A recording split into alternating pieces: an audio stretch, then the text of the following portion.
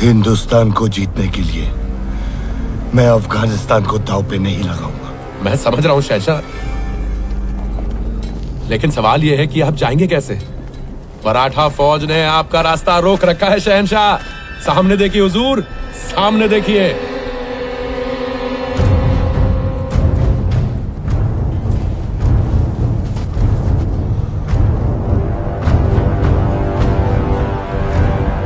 लेकिन अगर मैं इस जंग में फंसा तो कांधार हार जाऊंगा।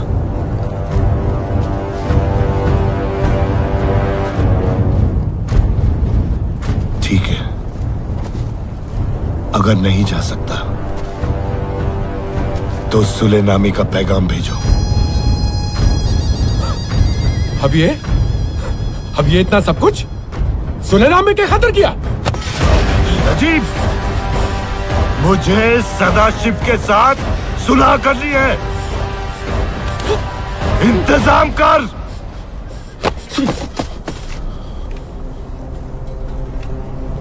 जी हुजूर।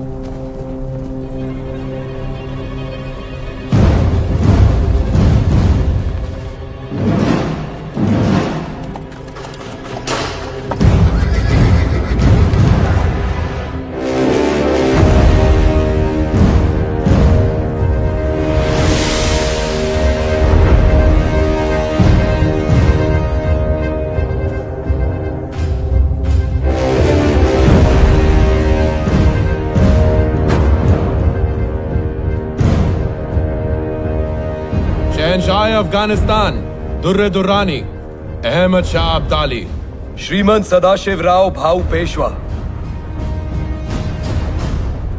मुझे बताया कि आप सुलह करना चाहते हैं। मैं आपके साथ हूं, क्योंकि युद्ध हमेशा सल्तनतों को उजाड़ देते हैं।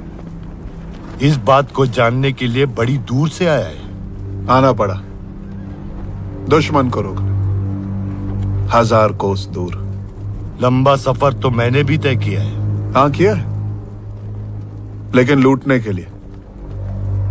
हम आए हैं रक्षा करने के लिए। तुझसे बहस करने का वक्त नहीं है। मैं जंग नहीं चाहता। अगर तू भी नहीं चाहता तो मेरी शर्त माननी होगी। कैसी शर्त? मैं अमनो अमान के साथ कंधार लौट जाऊंगा अगर तुम मराठा नर्मदा के दक्षिण में रहो और दिल्ली मेरे हवाले कर दो। नहीं, आप अटक के उत्तर में ही रहेंगे, जिस दिशा से आप आए हैं, और दोबारा इस धरती पर कदम नहीं रखेंगे। मैं तुझे एक मौका और देता हूं। दिल्ली की उत्तर की सारी जमीन मेरी और दक्षिण की तेरी। आप अटक के उत्तर में ही रहेंगे और दोबारा हिंदुस्तान में कदम नहीं रखेंगे। मुझे केवल यही शर्त स्वीकार है। जहां मैं खड़ा हूं वहां से उत्तर का सब मेरा, बाकी सब तेरा। नहीं। मुनासिब बात कर बच्चे, नहीं तो मेरी मुहिम बेईमानी हो जाएगी। और मेरी मुहिम बेईमानी हो जाएगी अगर एक घुसपैठिया हिंदुस्तान की मिट्टी पे बना रहता है। और आप इस समय जिस धरती पर खड़े हैं ना, वो मराठा साम्राज्य ही है। तू छोटी सी जमीन के टुकड़े के लिए अपनी जान देने जा रहा है। मैं इस धरती की मिट्टी के एक कण के लिए भी मरने को तैयार हूं। ठीक है, तो फैसला यहीं कर लेते हैं। कीजिए फैसला। शहंशाह, श्रीमंत, ये सुलह का शामियाना है, सौदे का। लड़ने के लिए तो पानीपत का सारा मैदान तैयार पड़ा है।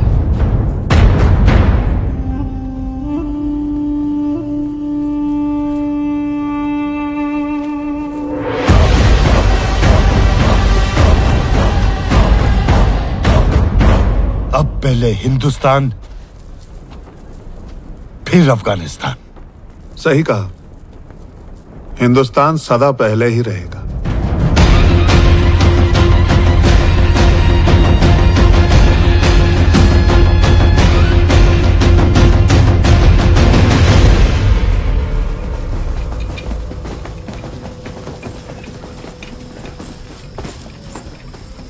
खबर है कि मराठा कल जंग के लिए तैयारी कर रहे हैं।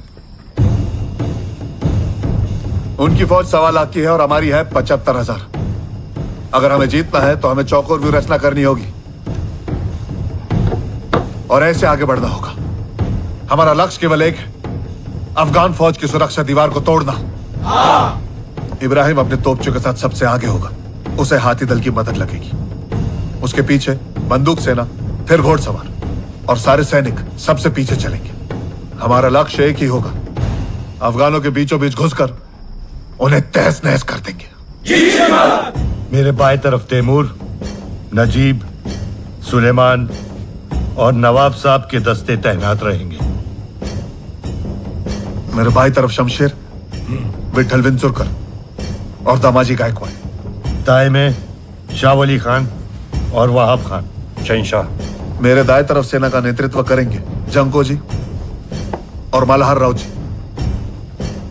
हमेशा की तरह मैं पीछे से जंग पे निगाह रखूंगा। एक दस्ता हमेशा मेरे साथ रहेगा।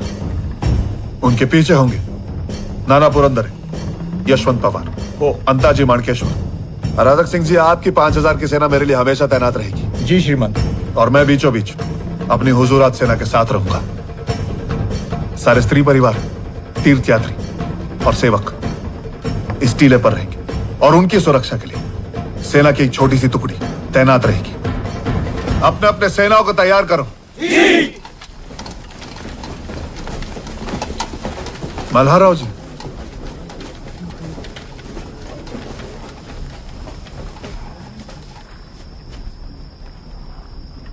अगर अनहोनी हो जाए तो सारी स्त्रियों को सुरक्षित स्थान पर पहुंचाना आपकी जिम्मेदारी। काका, आपने सबको उनकी जगह बताई है, मैं कहां पर रहूंगा?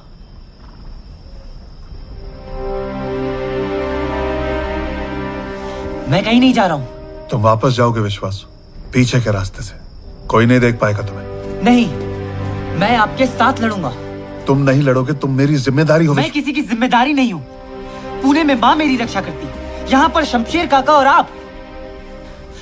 मुझे अपनी मातृभूमि की रक्षा करने का अवसर कब मिलेगा? हम तुम्हारी रक्षा इसीलिए करते हैं क्योंकि तुम एक पेशवा हो। ठीक कहते, लेकिन अगर आप मेरी रक्षा करते रहेंगे तो मैं पेशवा कैसे बन पाऊंगा?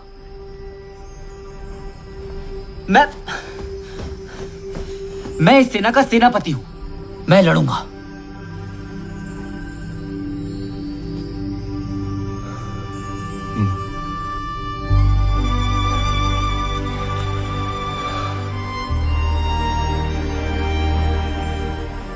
ठीक है, तुम शमशेर और मेरे बीच में रहोगे, एक हाथी पर सवार, मेरे हाथी के पास। लेकिन मेरी एक शर्त है, तुम कभी भी अपने हाथी से नीचे नहीं उतरोगे।